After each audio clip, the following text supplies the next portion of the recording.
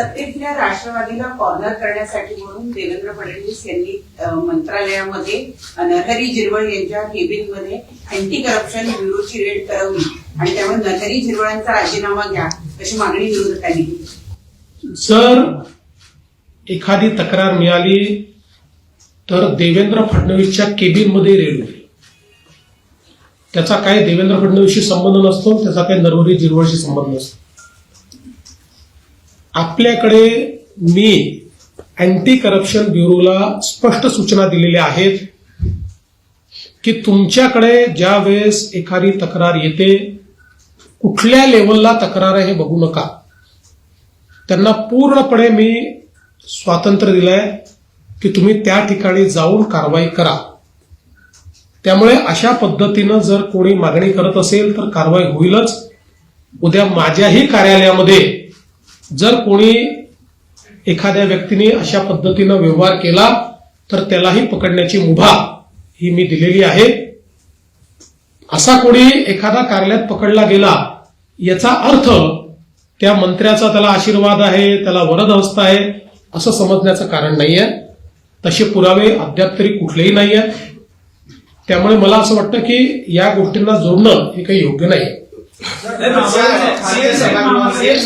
आणि सगळ्यात महत्वाचं म्हणजे आम्ही तीनही पक्ष हे अतिशय समन्वयाने चाललो. त्यामुळे आम्हाला असल्या प्रकारचे धंदे करण्याची आवश्यकताही नाही. सीएम साहेब, विरोधी पक्षाचं म्हणणं आहे की मंत्रालयात ही एसीबी कारवाई करतं, तेही मंत्र्याच्या दालनात करतं. फक्त लिपिकावर कारवाई होते आणि सचिवाला दुसऱ्या खात्यामध्ये पाठवलं जातं. अशा वेळेस मंत्र्याची चौकशी होणार आहे का?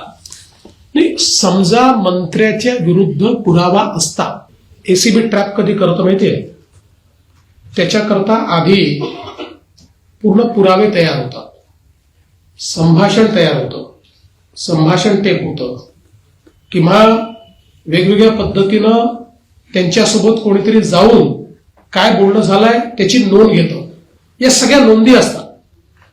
त्या नोंदीमध्ये ज्यांची नावं येतात, ज्यांच्या विरुद्ध पुरावे असतात, ज्यांच्या विरुद्ध थेट पुरावे असतात, त्यांच्यावर कारवाई होते.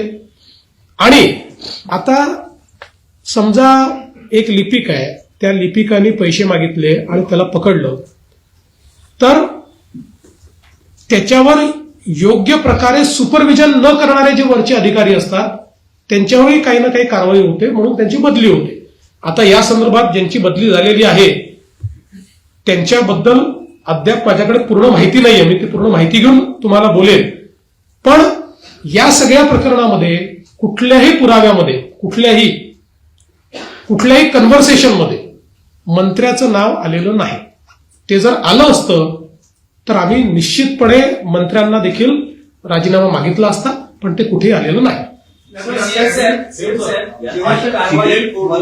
मंत्र्याच्या दालनात होते, राज्य सरकारच्या प्रतिमेला धक्का बसतो असं तुम्हाला वाटत नाही का? मंत्रालयात हो का तहसीलदाराच्या कार्यालयात हो, अशी कुठली घटना घडली तर राज्य सरकारच्या प्रतिमेला धक्का पोचतोच. कारण कोणीही राज्य सरकारचा अधिकारी किंवा कर्मचारी ज्यावेळेस अशा प्रकारची लाचखोरी करतो तर ते कुठल्या शासनाला भूषणावं नसतंच. आणि म्हणूनच तुम्ही बघा, याला दोन्ही पद्धतीनं पाहता येईल. एक पद्धत ही आहे की कारवाई न करणं, पण दुसरी पद्धत आम्ही अवलंबलेली आहे की मोठ्या प्रमाणात करा. तुम्ही बघा, रोज तुम्हाला लक्षात येतील, रोज आम्ही 0 टॉलरन्स ठेवलाय. रोज कुठे ना कुठे कारवाई चाललेली आहे. कारण एसीबीला सांगितलेलं आहे की अशा पद्धतीनं जर कोणी वागत असेल आणि जनसामान्यांकडनं पैसे वसुली होत असेल तर कारवाई कराच. आता याला कोणी दुसरं हे म्हणू शकेल की लाचखोरीची प्रकरणं वाढली नाही, कदाचित हे आधी करत असतील पण तुम्हाला माहिती नव्हतं किंवा तुम्ही कारवाई नसेल केली. समजल्याबरोबर कारवाई करणं हाच याच्यावरचा उपाय आहे.